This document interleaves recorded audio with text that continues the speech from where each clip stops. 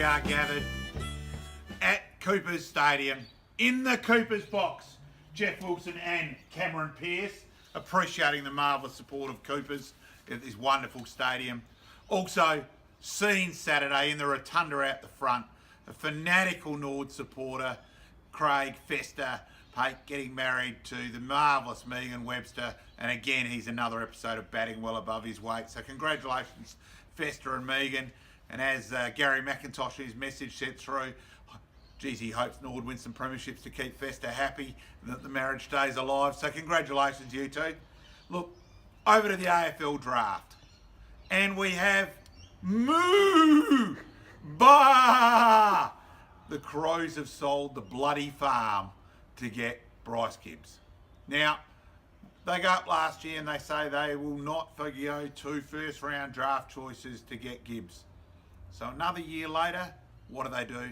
Give up 2 first-round draft choices to get Bryce Gibbs. Okay, the goalposts changed. Disappointing grand final. I think it's a bit of a panic move from there, and losing Brodie Smith for the year. You know, I think Gibbs will probably play a fair bit at half back as well as in the midfield. So it's probably a bit of a panic move from there, but desperate to get a flag, supposedly in this premiership window bit, which, as we've said, I think that's ridiculous that we're now believing it. Richmond and Western Bulldogs the last 2 years, forget about it. And the other thing there, they've gone all out to get Gibbs. Why not therefore hold on to Cameron? Oh, geez, he mightn't have been committed and all that. Plenty of players have asked to go home and then come back. Peter Material was 1 minute away from quitting West Coast and won the Norm Smith the next year. Ryan O'Keefe did effectively quit Sydney, and then the deal fell through, went back and he won a Norm Smith. So I think it's gross over the top bit, panicking about someone supposedly, you know, in your camp who doesn't want to be there. Footballers move on. Cameron would have been fine. Yes, they wouldn't have got draft choice 12 from the end of the year, but if they were so desperate to get Gibbs, and so desperate in now this era of small forwards, pressure, tackle forwards, they haven't really got anything else in the Crows lineup for that. Like Malira tackles as much as a boundary umpire. Look, the winners at the draft, Port and Essendon. Look, yes, you can say, geez, Motlop, Watts are a bit flaky, but geez, I think that those 3 in my book does put them right in the window as well. Gives them. Let's not forget they were only 1.5 games away from the top 4 and the top 2, etc. So it changes it up completely. It's a fine line, as we now acknowledge. Essendon, Stringer, we can't forget it. 22, he's all Australian. You know, okay, well, Brian Taylor carries on like a pork chop about him. He's up and going. He's a gun. To my book, he could well be the key recruit for the year. Wallabies defeating the All Blacks, and Paddles, you didn't censor anything there, so great result. Finally, the first time they've beaten them in quite a while. The All Blacks have won the last 7, but now they've lost Izzy Folau, not deciding to tour is probably a big thing there, so we've got to wait and see what happens with the Wallabies there. It was really the weekend of motorsport over here with Scott McLaughlin coming back from a mile in the Goldie 600, didn't qualify in the opening 10 and zigzagged through the field. A pretty incredible result in that way yesterday. Marquez winning the MotoGP, and now looks like he's probably won the championship at Phillip Island. That was pretty specky to watch. A bit of yesterday in that regard. Women's cricket, very interesting the way the women's cricket have done it in terms of they have points for the one days and points for the test match, so that it actually effectively makes the one days ultra important.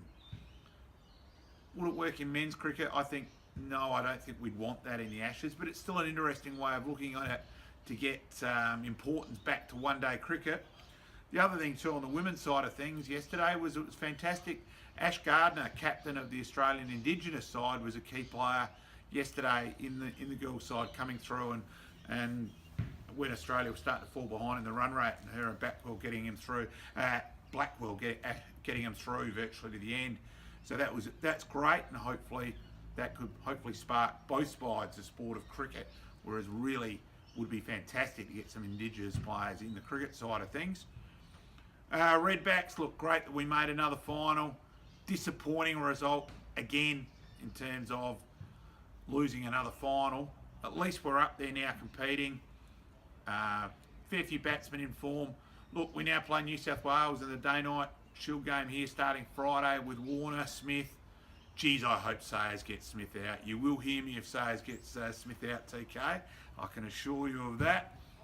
36ers had a win which against Sydney. It was good after coming back after getting hammered the week before. The Lightning Girls won in overtime, which was great.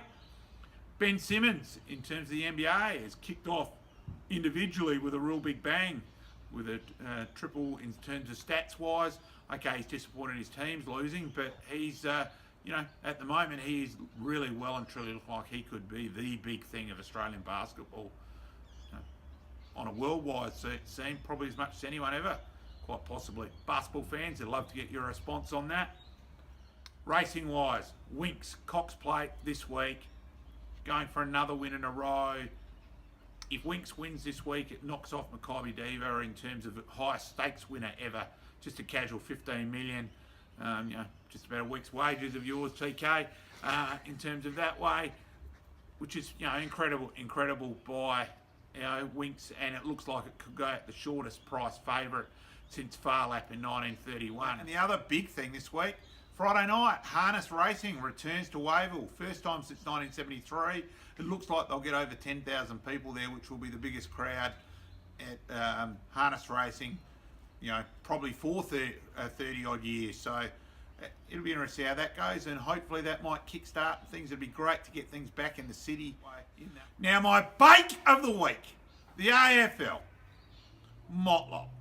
How in the hell they have decided Motlop, who had done nothing for 2 years, all of a sudden has two very, very good finals games, and you know, and if he switched on, he will be a very good player for Port if he switched on. But he has done absolutely diddly squat for 2 years effectively, and it smacked of yet again the Victorian bit. We want to do something to help Sir Gary get back to Catland. Absolute farce. If you're going to have this compensation pick rubbish, at least have a transparent system. At the moment, it's secret squirrels, you know, the Freemasonry stuff with the secret handshake bullshit in terms of exactly knowing how what it really goes on. And there is a lot of people really in the inside footy world of more than expressing that opinion that it's a very smelly deal. A farce. Yet again, it's really the VFL, not an AFL comp. It's extended VFL comp. It's a joke. It is a farce! TK, I'm not happy. So, there are paddles. You wanted a rant. I'm disgusted with the Motlop garbage. So, there we are. Rulebook, over and out!